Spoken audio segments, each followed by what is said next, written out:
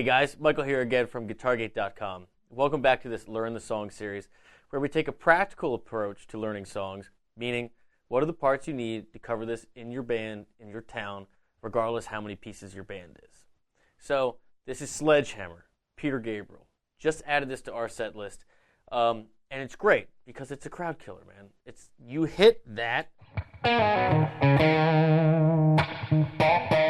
and everybody back at the bar is like, "Oh, what's that? I know that one." Right, that's Peter Gabriel. So it starts with this iconic keyboard riff. Now, he does not do it live, so this is optional. If you want to tackle it, it is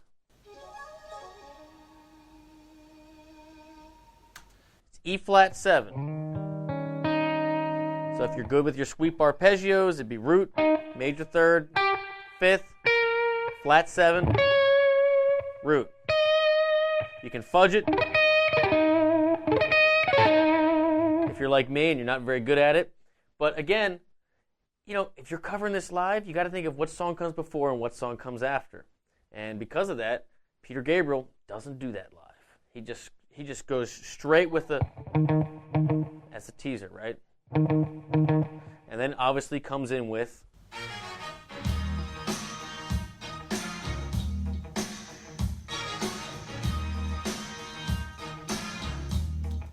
now, besides the bass and drums, right, there are two main parts of this song which go through the entire track, right?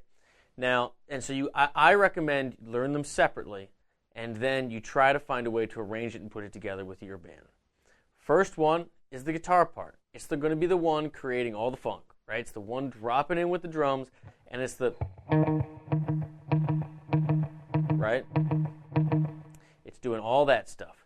And the second one is the keyboard part. And now all the keyboard parts are layered, so there's octaves and all kinds of crazy things happening. So if you just have two guitar players, you're going to have to put some distortion on. You're going to have to deal with that.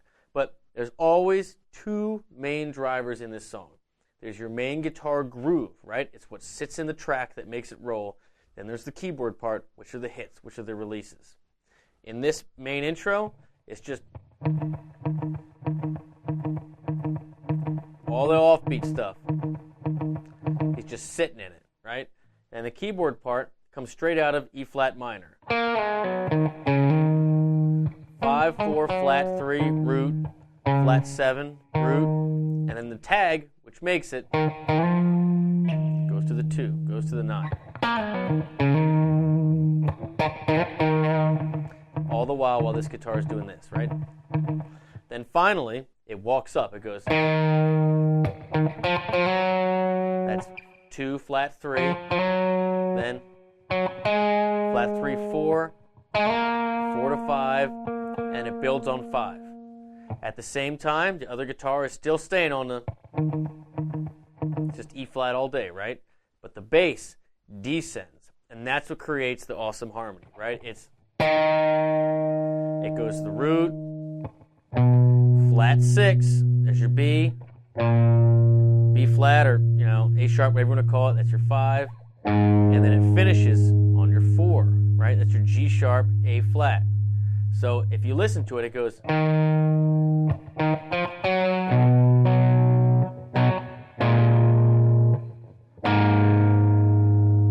right? That's your finished harmony. And listen to it. It makes it.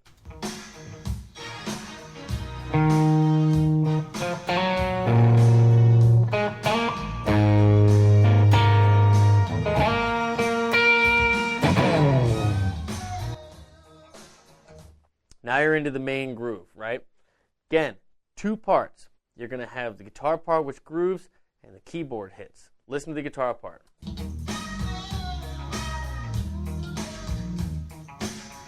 It's just E-flat and D-flat.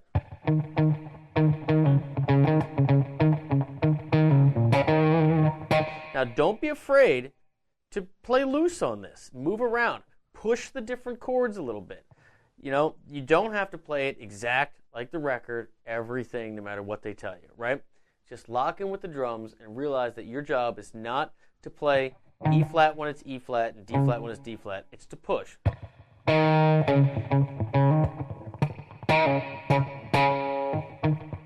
Just keep it steady, keep it down the middle, keep it consistent, but have some fun with it. And then the keyboard parts are the, right, E flat and D flat.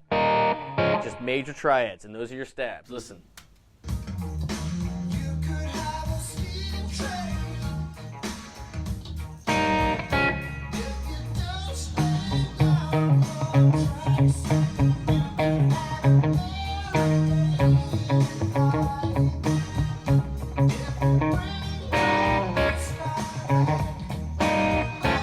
If you're a solo guitar player and you're brave, try to combine those, you know.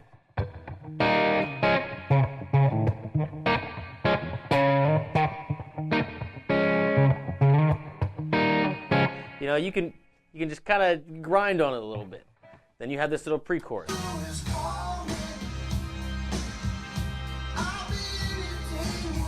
It's just C minor. It's your 6, right? And it just builds. Nothing else happened. Everybody's just doing a slow build. So if you got a volume pedal or a wall, or if you want to pick it out, and back into. And then, obviously, back into the verse. Now comes the chorus, which is the hook, which is the main part of the song.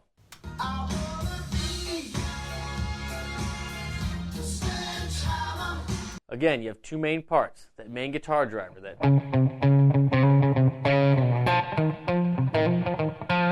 and then you have the keyboards doing the stabs. The harmony is C minor to D flat major, F minor, a quick F minor, right? And then your guitar part is just going C to D flat, getting that funkiness, right? And then F, E flat. So roots here, and root and a flat 7.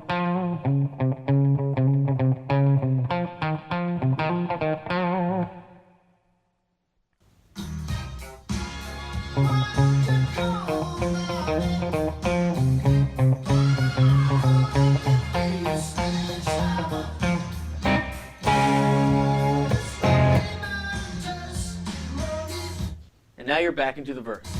Now something cool happens with this verse. The keyboard part abandons the stabs and takes a little run. Listen for it.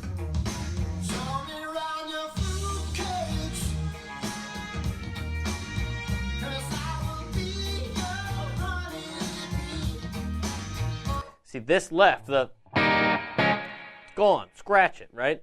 So if you're doing that keyboard part, it's...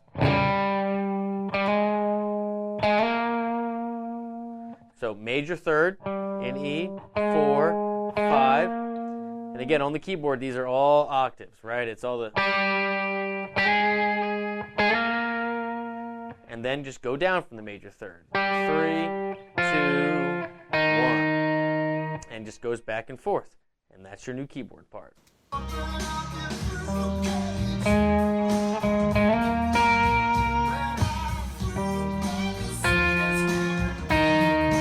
Back into the chorus.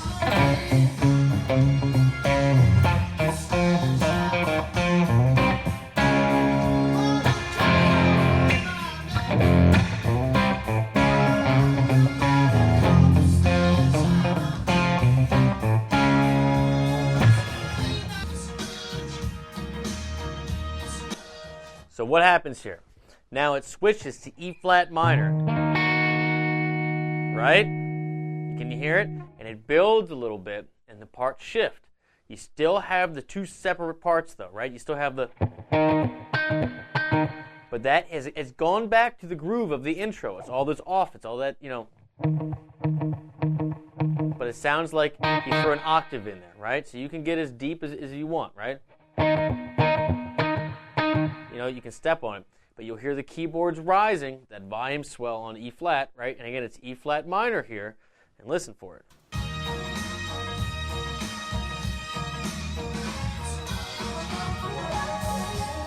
You have that happening in the background, that, and then it goes to the, that comes in there. But again, this is, subjective. If you listen to him do it live, it doesn't always do that keyboard part in there. Sometimes you'll see bands take leads here and just vamp out till the end. The one thing you got to realize, though, is that the harmony changes a little bit in the bass. So if you were that second guitar player and you were playing a rhythm line and you want to try to match that bass to let the one guitar player kind of riff and vamp to the end, you got to snag it. This is the last important piece to the song. Just listen.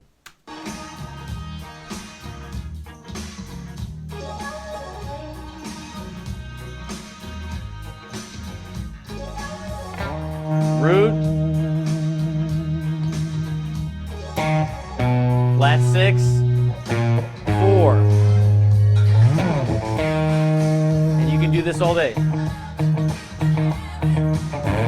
B, A flat, and you can add that in there, and you'll hear it's every other one.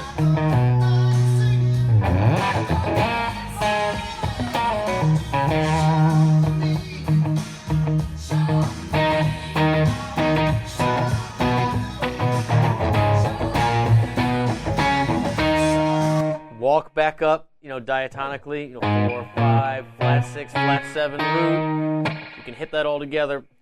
And that's, how you end it is a choice you want to do with your band. But that's it. That's it in a nutshell. You always have those two parts.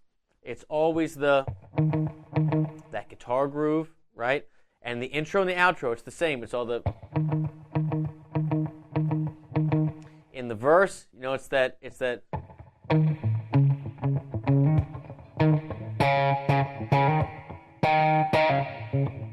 don't be afraid to push around with it. Then in the chorus, you got that.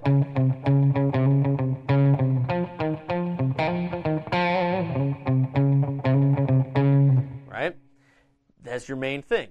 The other thing is your keyboard part. In the beginning, it's the. And then with the walk up,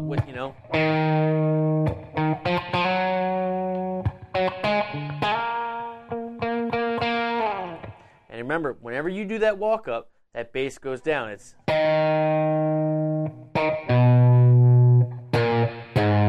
right. It's going down to that 4 there. That's your final harmony. Then in the chorus, your stabs are C and D, C minor and D flat major, and then it's quick to F minor. And then when it goes to the outro, harmony changes from E flat 7 to E flat minor. The top groove goes back to the beginning, and the bass changes to, root, flat 6, 4, and then you can walk back up if you want with the bass. But that's it. Vamp till the end, get the hits, nail the keyboard parts, do this if you're up for it, or just burn over E flat 7 all day, and the crowd's just going to go bananas. You'll love it. Try it out.